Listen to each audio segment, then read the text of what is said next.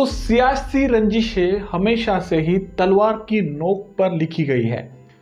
इतिहास के पन्नों में हमें कई ऐसी रंजिशों का पता चलता है जो केवल सत्ता की भूख को मिटाने के लिए अमल में लाए गए।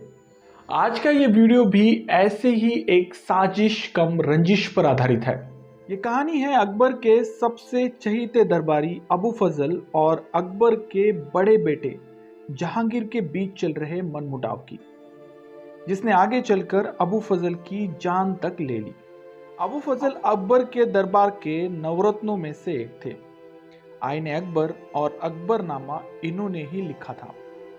अगर ये ना होते तो शायद हम कभी भी अकबर को शब्दों के सहारे रूबरू न हो पाते। अबू फजल को भारतीय इतिहास के महान लेखकों में से एक माना जाता है। एक 15 साल का बच्चा आखिर क्या कर सकता है? ऐसा कहा जाता है कि अबू फजल महज 15 साल के थे तब उन्होंने उस समय की दर्शन शास्त्र की लगभग सारी किताबें पढ़ ली थी। जब वे 20 साल के थे तब उन्हें एक किताब मिली। किताब बहुत पुरानी थी, लिहाजा उसके आधे से भी ज्यादा पन्नों को दीमक ने खा लिया था। ऐसे में अबू फजल ने उन खराब कागजों के साथ कुछ कोरे कागज भी जोड़े। इसके बाद वो अपनी बुद्धिमत्ता के सहारे उन आधे अधूरे सेंटेंस को पूरा करने में लग गए। बस कुछ ही दिनों बाद उन्होंने उस सारी किताब को पूरा कर लिया। आगे चलकर इस किताब की दूसरी प्रिंट मिली जो पूरी तरह से साबुत थी, और जब ओरिजिनल सेंटेंसेस को अबू फजल के इमेजिनरी सेंटेंस से मिलाया गया तब जो रिजल्ट सामने आया वो वाकई में चौंका देने वाला था। अगर 2-3 सेंटेंस को छोड़ दिया जाए तो अबू फजल की सारी लिखावट उस ओरिजिनल किताब की लिखावट से बिल्कुल मेल खाती थी। इससे हम उनके राइटिंग्स एंड इमेजिनरी स्किल को अच्छे से समझ सकते हैं। अबू फजल का अकबर के इतने करीब होना उनकी हाजिर जवाबी कौशल की वजह से था। वे हमेशा से सूफी विचारों से प्रेरित थे। उनका काम था एक लिबरल सोच के साथ कट्टरपंथियों से बादशाह अकबर की मदद करना। बस यही वजह थी कि वे अकबर के बहुत करीबी माने जाते। इस कारण दरबारी उनसे हमेशा से जेलसी फील किया करते, मगर बादशाह के इतना करीब होने की वजह से उनसे दुश्मनी लेना भी किसी को रास नहीं आ सकता था। बादशाह अकबर के अपने बड़े बेटे सलीम, जो आगे चलकर जहांगीर बना, उससे रिश्ते बेहद खराब थे। वैसे ये तो हर घर की कहानी है। आज के जमाने में भी बहुत ऐसे कम परिवार हैं जहां बाप बेटों की अच्छी ट्यूनिंग हो, तो भला बादशाह अकबर इससे कैसे महरूम रह पाते। ऐसे में अबू फजल की बादशाह से निकटता देख जहांगीर इनडायरेक्टली अबू फजल से भी नफरत करने लगा था। वो हमेशा से इसी कोशिश में लगा रहता कि किसी भी तरह बादशाह अकबर और अबू फजल को अलग किया जाए, लेकिन कई कोशिशों के बावजूद भी उसे इसमें कामयाबी नहीं मिल रही थी। ऐसे में Jahangir was decided to kill Abu Fazal. मगर कैसे? यह काम इतना आसान भी नहीं था। ऊपरी तौर पर देखा जाए तो जहांगीर का ओहदा अबू फजल से कई गुना ज्यादा बड़ा था, क्योंकि वो एक शहजादा थे। उसके सामने अबू फजल महज एक मामूली से नौकर थे। मगर अकबर के नजर से देखा जाए तो अबू फजल जहांगीर से बहुत बड़ा ओहदा रखा करते थे। बस इसी वजह से वो बादशाह के नवरत्नों में से एक थे। तो ऐसी सिचुएशन में उन्हें भला जहांगीर द्वारा कैसे मारा गया, जानते हैं इस पूरी कॉन्स्पिरेंसी यानी षड्यंत्र को। बादशाह अकबर के साथ खराब रिश्तों की वजह से जहांगीर 16वें दशक में अपना खुद का दरबार लगाना शुरू कर देता है। उसका यह दरबार दिल्ली से दूर इलाहाबाद यानी आज के प्रयागराज में स्थित था। वो खुद को मुगल सल्तनत से इतना अलग मानने लगा था कि उसने बाकायदा खुद के सिक्के तक चलाना शुरू कर दिया। ये बगावत बादशाह के दिल में हमेशा से खटक रही थी, मगर क्या करे, एक बाप होने के नाते वो सिवाय समझाने के और कुछ नहीं कर सकते थे। जहांगीर ये भली भांति जानता था कि अबू फजल के जिंदा रहते उसे दिल्ली का तख्त मिलने से रहा, मगर अबू फजल को अपने हाथों से मारना जहांगीर को कतई मंजूर नहीं था। ऐसे में उसे जरूरत थी एक ऐसे इंसान की जो उसका ये काम आसानी से कर सके। लिहाजा वो हाथ मिलता है ओरछा साम्राज्य के बागी कहे जाने वाले वीर सिंह बुंदेला से। ओरछा बुंदेलखंड में राजपूतों की राजधानी हुआ करती थी, जहां राज कर रहा था राम शाह। राम शाह ने मुगलों की अधीनता को स्वीकार कर लिया था, मगर यह बात उसके सगे भाई वीर सिंह बुंदेला को कतई मंजूर नहीं थी। लिहाजा खुद ओरछा की गद्दी पर बैठने की लालसा लिए वो बार बार ओरछा पर हमला कर रहा था। ये टेरिटरी मुगलों का हिस्सा थी, लिहाजा बादशाह अकबर राम शाह के कहने पर वीर सिंह से लड़ने के लिए अपनी फौज भेजा करते। बार बार वीर सिंह हमला करता और बार बार मुगलिया फौज उसे हराकर भगा देती।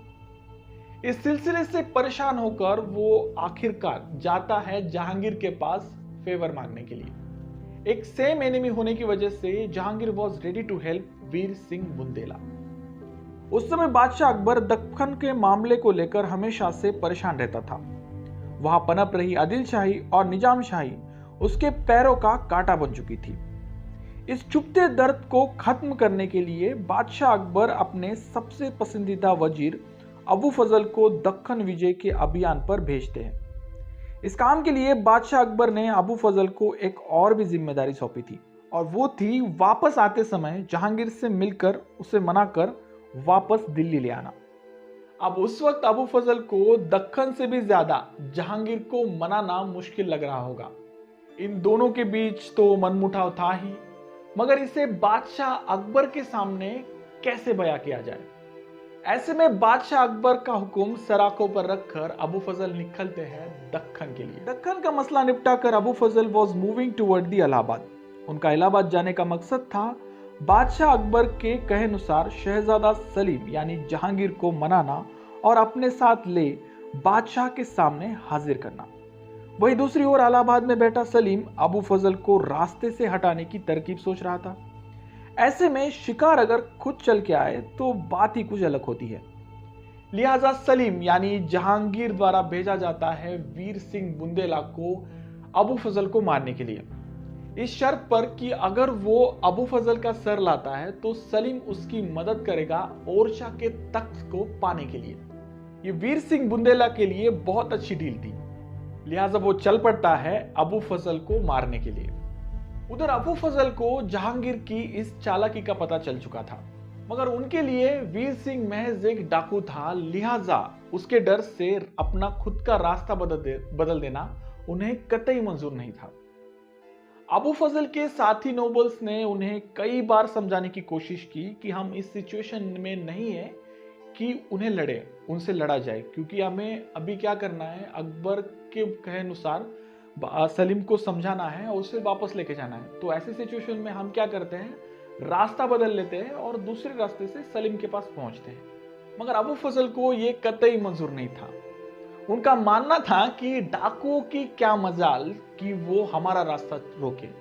भाई वो एक बहुत बड़े नोबल थे, बहुत बड़े प्रधान थे अकबर के, तो ऐसे में वो ये सोचते थे कि ये वीर सिंह बुंदेला जो महज एक डाकू है वो हमारा रास्ता क्या रोकेगा।